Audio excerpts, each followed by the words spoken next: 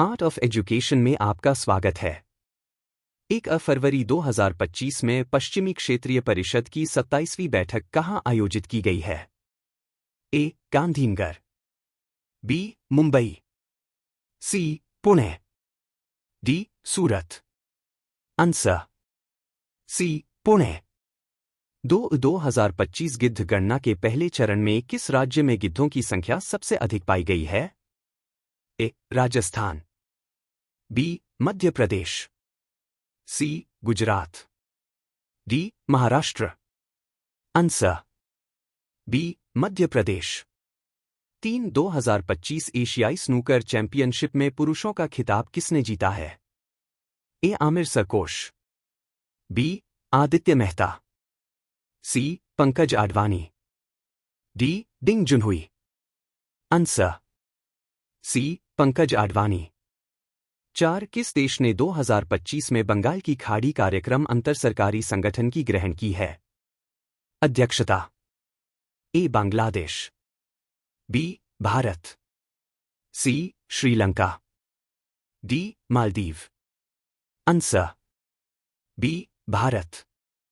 5 संघीय जांच bureau FBI के नए निदेशक के रूप में किसे नियुक्त किया गया है?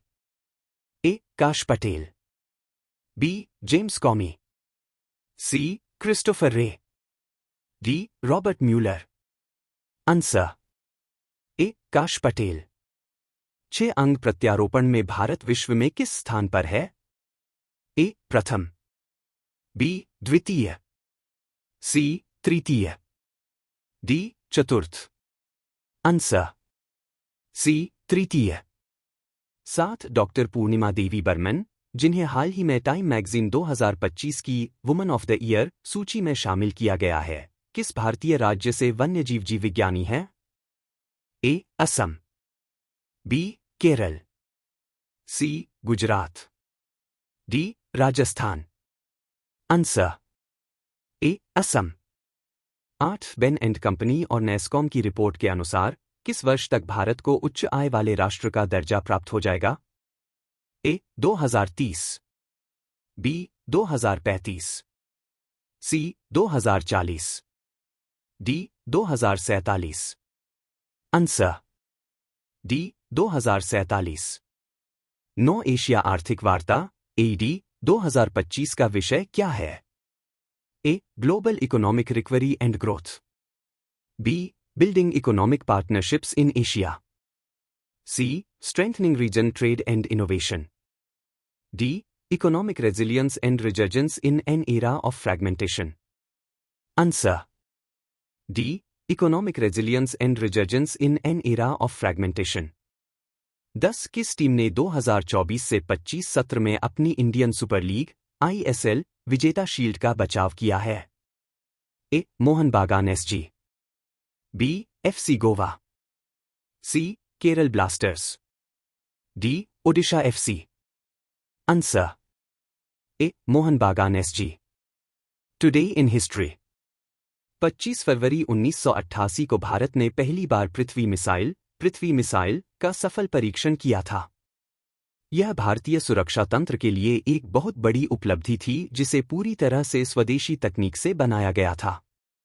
1788 पिट्स रेगुलेटरी एक्ट पारित किया गया। 2003 गुटनिरपेक्ष आंदोलन के 13वें शिखर सम्मेलन में क्वालालंपुर घोषणा स्वीकृत। 2006 दीपा मेहता की फिल्म वाटर को गोल्डन किन्नारी पुरस्कार मिला। 2008 film No Country for Old Man को 80वें ऑस्कर एकेडमी में वर्ष की सर्वश्रेष्ठ फिल्म चुना गया। 2011 भारतीय सेना ने झारखंड में जारी 34वें राष्ट्रीय खेलों में 62 स्वर्ण पदकों के साथ तालिका में पहला स्थान हासिल कर लिया है। Map of the day Bharat. Nathula Himalaya में एक पहाड़ी दर्रा है जो सिक्किम को चीन में तिब्बती पठार की चुंबी घाटी से जोड़ता है। यह चीन और भारत के बीच 3 खली व्यापारिक सीमा चौकियों में से एक है। अन्य हिमाचल प्रदेश में शिकिला और उत्तराखंड भारत, नेपाल और चीन के ट्राइसेक्शन बिंदु पर लिपुलेख हैं।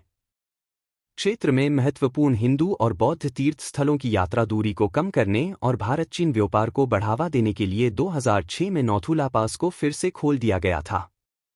यह संबंधों को सुधारने के लिए दोनों सेनाओं के बीच नियमित परामर्श और बातचीत के लिए भारतीय सेना और चीन की पीपुल्स लिबरेशन आर्मी के बीच आधिकारिक रूप से सहमत 5 सीमा कार्मिक बैठक बिंदुओं में से एक है। Map of the day world. Arctic रेगिस्तान। उत्तरी ध्रुव आर्कटिक क्षेत्र में तापमान औसत तापमान से 20 डिग्री सेल्सियस से अधिक बढ़ गया, जिससे क्षेत्र के तेजी से गर्म होने और इसके वैश्विक प्रभाव के बारे में चिंताएं बढ़ गई। आर्कटिक रेगिस्तान एक स्थलीय इकोरियोजन है जो उत्तरी अक्षांश के ऊपर आर्कटिक महासागर क्षेत्र में कई द्वीपों के द्वीप समूहों को कवर करता है। जाहिर तौर पर यह क्षेत्र ग्लेशियरों, बर्फ और नंगी चट्टानों से ढका हुआ है और यहाँ बेहद ठंडा वातावरण है। गर्मियों में थोड़े समय के लिए तापमान हिमांक बिंदु से ऊपर बढ़ जाता है। स्वाभाविक रूप से उत्तर और दक्षिण गोलार्ध में पाए जाने वाले सभी बायोम में टुंड्रा सबसे ठंडा है। आर्कटिक टुंड्रा उत्तरी गोलार्ध में स्थित है, जो उत्तरी ध्रुव को घेरे हुए है और दक्षिण में टैगा के शंकुधारी जंगलों तक फैला हुआ है। आर्कटिक टुंड्रा अपनी ठंडी रेगिस्तानी स्थितियों के लिए जाना जाता है, जहां बर्फ पिघलती नहीं है। आर्कटिक टुंड्रा में कठोर परिदृश्य के क्षेत्र शामिल हैं। वहां की मिट्टी 25 से 90 सेंटीमीटर नीचे तक जमी हुई है, जिससे पेड़ों का उगना असंभव हो गया है। Daily static GK. वायुमंडल की परतें। क्षोभ मंडल, ट्रोपोस्फेयर, पृथ्वी की सतह से 8 से 15 किमी तक फैली होती है। इसमें 78% नाइट्रोजन, 21% ऑक्सीजन और अन्य गैसों के थोड़े अंश होते हैं। सभी मौसम संबंधी घटनाएं, बारिश, तूफान, बादल इसी परत में होती हैं। समताप संडल, स्ट्राटोस्फेयर, यह 15 किलोमीटर से 50 किलोमीटर ऊंचाई तक फैली होती है। एन, इसमें ओजोन परत पाई जाती है, जो हानिकारक पराबैंगनी यूवी किरणों को अवशोषित करती है। यह हवाई जहाज़ों की उड़ान के लिए उपयुक्त होती है, क्योंकि यहाँ मौसम स्थिर और अशांति कम। मेसोस्फेयर, यह परत 50 किलोमीटर से 85 किलोमीटर ऊंचाई तक फैली होती है। इस परत में उल्काएं, मीटियोर्स, जलकर नष्ट हो जाती हैं, जिससे टूटते तारे दिखाई देते हैं। यह वायुमंडल की सबसे ठंडी परत है, जहां तापमान -90 डिग्री सेल्सियस तक गिर सकता है। थर्मोस्फेयर, यह परत 85 किलोमीटर से 600 किलोमीटर ऊंचाई तक फैली होती है। इसमें अंतर्राष्ट्रीय अंतरिक्ष स्टेशन ISS और कई उपग्रह सैटेलाइट्स स्थित होते हैं। इस परत में ऑरोरा, नॉर्दर्न सदर्न लाइट्स दिखाई देते हैं, जो आवेशित कणों की वजह से चमकते हैं। बहिर्मंडल, एक्सोस्फेयर, यह वायुमंडल की सबसे बाहरी परत है, जो 600 किलोमीटर से आगे फैली होती है और धीरे धीरे अंतरिक्ष में विलीन हो जाती है। इसमें हवा अत्यधिक पतली होती है, जिसमें मुख्य रूप से हाइड्रोजन और हीलियम गैसें पाई जाती हैं। इसका कोई निश्चित सीमा नहीं होती, यह धीरे धीरे अंतरिक्ष में परिवर्तित हो जाती है।